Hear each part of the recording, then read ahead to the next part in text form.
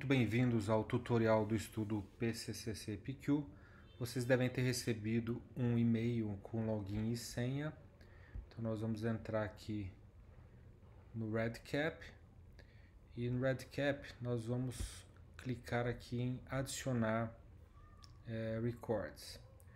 Nós não temos nenhum record anterior, porque essa é a primeira vez que nós vamos fazer o estudo.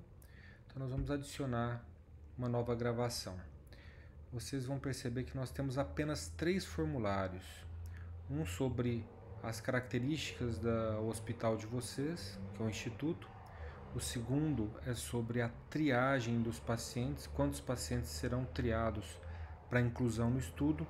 E o terceiro é o formulário de pacientes, que pode ter 1, 2, 3, quantos pacientes forem triados, nós vamos colocando aqui com as suas características. Vamos lá, então vamos para o instituto. Vocês vão colocar o hospital de vocês. Aqui eu tenho acesso a todos os hospitais, mas vocês vão ter acesso somente ao hospital de vocês aí. Então vamos supor que eu esteja aqui com esse hospital, com a Assunção. Então nós vamos colocar a característica do hospital, que é um hospital privado, tipo de UTI, uma UTI pediátrica exclusiva, que não recebe recém-nascidos. É um hospital geral, não é um hospital exclusivamente pediátrico. O número de leitos está entre 100 e 300 leitos. São informações realmente gerais, né? O número total de leitos do hospital, eu vou chutar aqui, vamos supor que tenha 40 leitos no total, entre unidade de internação e UTI. A UTI tem 10 leitos. Os 10 leitos estão operacionais. Se por acaso um leito estiver interditado no dia do estudo, por algum problema qualquer de vazamento, de ar-condicionado que não funciona, aí a gente coloca 9 leitos aqui, por exemplo. Então é importante essa informação para fins estatísticos. O número total de médicos diaristas que trabalham na UTI. Então, no caso aqui tem um diarista só essa UTI. Diarista que pode ser chamado também de rotineiro ou médico horizontal, dependendo aí da região do país. A relação de enfermeira com o número de leitos, aqui nós temos uma enfermeira só para 10 leitos. E a relação de técnico de enfermagem com o número de leitos, nós temos uma relação de 2 técnicos por leito. A UTI tem programa de residência médica reconhecida pelo MEC? Nesse caso, não. A disponibilidade de outros profissionais na UTI. Então, tem fisioterapeuta exclusivo na UTI pediátrica? Tem durante o dia e a noite. Tem psicólogo? Sim, mas não exclusivo da UTI. Tem nutricionista? Sim, mas não exclusivo da UTI. Tem farmacêutico clínico? Sim, mas não exclusivo da UTI. As visitas clínicas multiprofissionais ocorrem? Sim, mas ocorrem diariamente, exceto finais de semana. Profissionais que participam da visita, então você coloca lá que o médico participa, que a enfermeira, físio e assim por diante, tá? Só estou dando exemplo. A UTI realiza checklist durante a visita multi? Sim, diariamente, exceto finais de semana. Se ocorre, mas não de maneira formal, você clica. Se não acontece, você clica não. A UTI tem protocolos? Sim, tem protocolos. Aí você coloca, tem protocolo de sedação e analgesia, sepse, asma e assim por diante. O que tiver, você clica. O sistema de visitas e acompanhantes, também a gente coloca se é permitido ou não. Então, por exemplo, sim, nas 24 horas por dia. Como é o sistema de visitas diários, né? Então você coloca também as características da sua UTI. Então, por exemplo, em horários pré-determinados 3 vezes ao dia. É permitida a visita de crianças aos pacientes? Sim ou não, qualquer idade e assim por diante, tá? E assim a gente salva. Se você tiver certeza dessas informações, você salva como completa, tá? Salva e sai. No meu caso aqui eu vou salvar como incompleta, que é só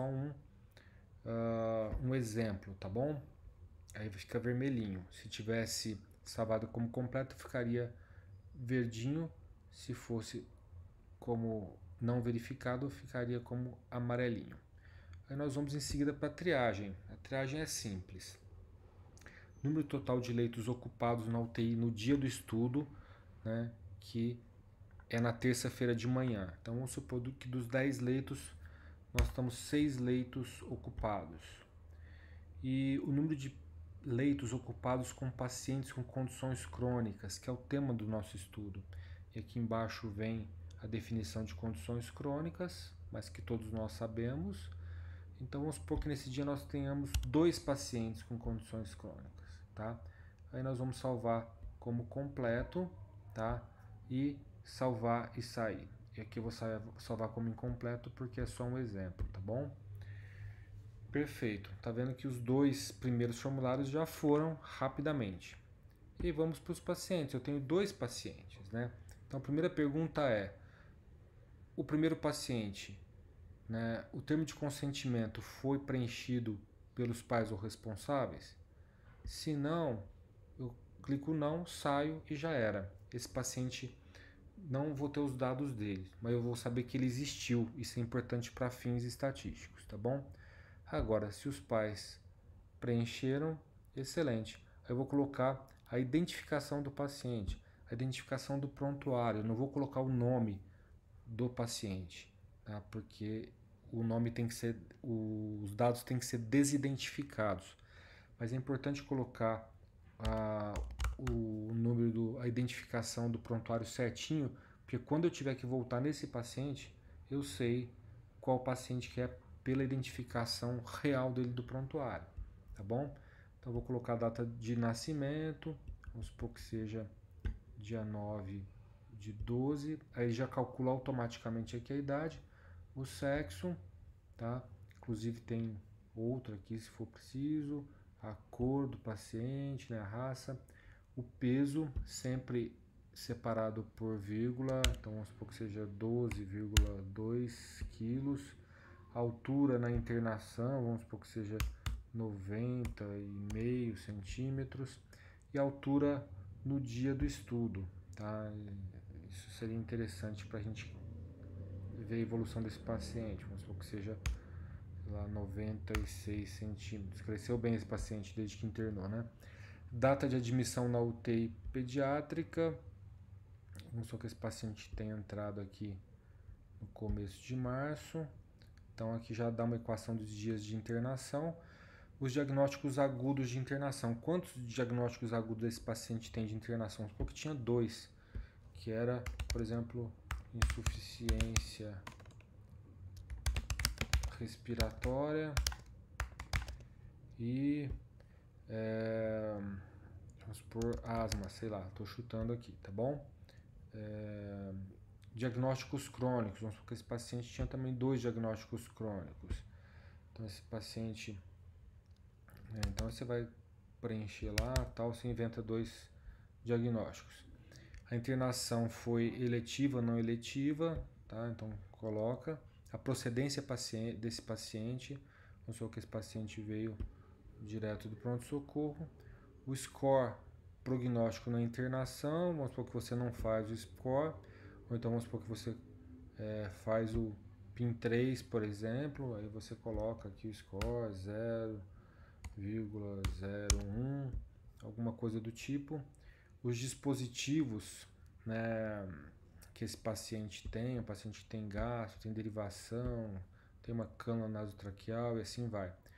O suporte, tipo de suporte respiratório atual desse paciente, vamos supor que esse paciente está atualmente no BIPAP, vamos supor.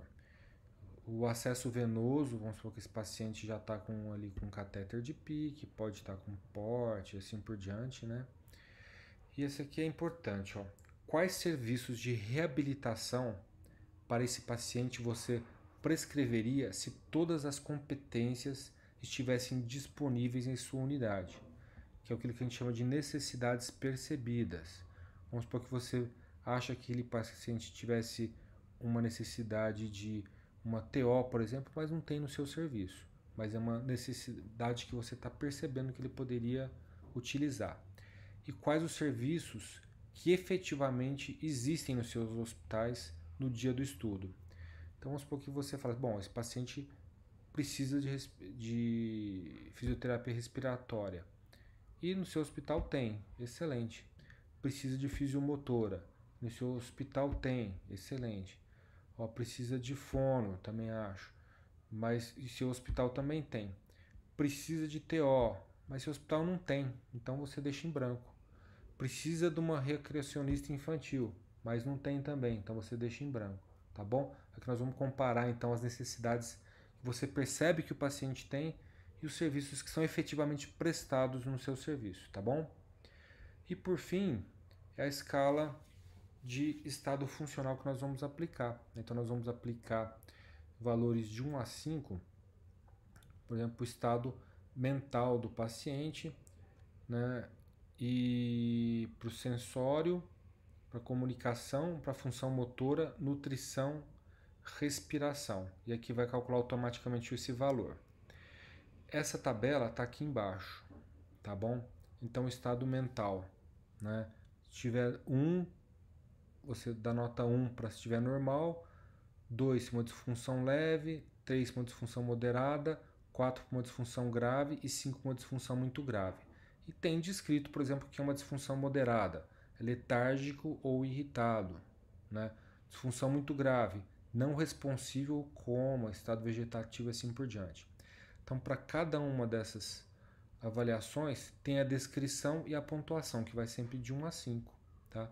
Então, nós vamos colocar aqui, vamos supor que esse paciente tem lá um estado mental de 3, um sensório de 4, uma comunicação de 3, uma função motora de 2, uma nutrição de 3 e uma respiração de 2.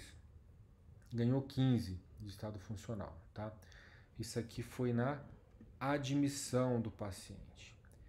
E agora nós vamos fazer de novo essa mesma tabela na data do estudo, no dia 7, tá bom? Então, a gente vai ter que buscar esses valores aqui, né, lá na internação, nos dados da internação. Então, é importante dar uma estudadinha no prontuário do paciente, para a gente ver como esse paciente evoluiu em termos de estado funcional entre a admissão e o dia do estudo. Isso é muito importante, porque é o cerne do estudo. E depois nós vamos fazer isso de novo na alta do paciente, tá bom? Então, vamos supor que esse paciente foi degringolando aí, né? E vai ter um outro estado das coisas. Então, aqui foi 5, 4, 5, 5, 4 e tal. E ele conseguiu 22 de estado funcional. Lembrando que quanto maior a nota, pior é. Tá? Então ele entrou com 17, agora está pior. Tá bom? Quando esse paciente for de alta hospitalar, qual sua expectativa em relação ao nível de recuperação em relação ao estado funcional pré-internação? De 0 a 10, sendo 0 nenhuma expectativa e 10 a maior expectativa. Isso aqui é absolutamente subjetivo, tá? Mas também é interessante para o estudo. Então, qual que é a sua expectativa de recuperação para esse paciente do ponto de vista físico ou orgânico? Vamos supor que você acha que ele vai recuperar bastante, então você põe lá 8. Emocional, psíquica, você acha que, por exemplo, não vai ter uma boa recuperação. Cognitiva, você fica em cima do muro. E social, né, porque ele vai voltar para onde ele estava, vamos supor que seja 7 ou 8, tanto faz. Tá? Isso aqui depois nós vamos utilizar posteriormente. E é só isso, por quê? Essa última fase desse formulário somente preencher após a alta ou óbito do paciente.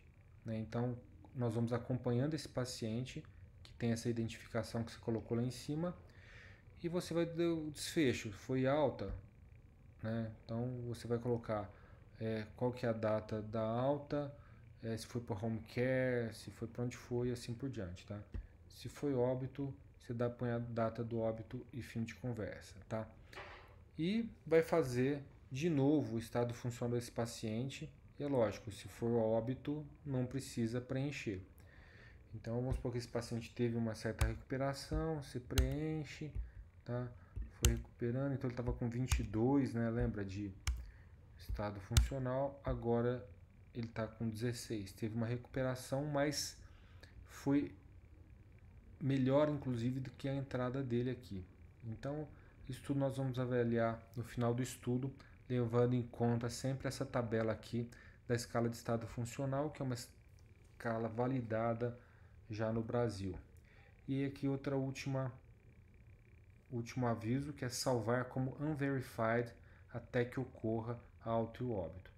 Como você não teve alta desse paciente ainda, você preencheu até aqui, você vai colocar unverified para depois, vamos supor que esse paciente daqui 10 dias tem alta, você volta, preenche essa última parte e aí sim você muda o status para completo. Porque enquanto tiver unverified, ele vai ficar amarelinho, tá bom? Então basicamente é isso. Ah, mais uma coisa, são 2 pacientes que nós triamos, lembra? Então você coloca mais um paciente, tá? E começa tudo de novo, tá bom? Então começa tudo de novo e salva de novo como unverified, tá ok? Eu vou ter 2 pacientes aqui que foram as triagens. Basicamente é isso. As dúvidas que acontecerem, né, no dia, eu vou estar online o tempo inteiro e nós vamos conversando, tá bom? Um abraço a todos, bom estudo.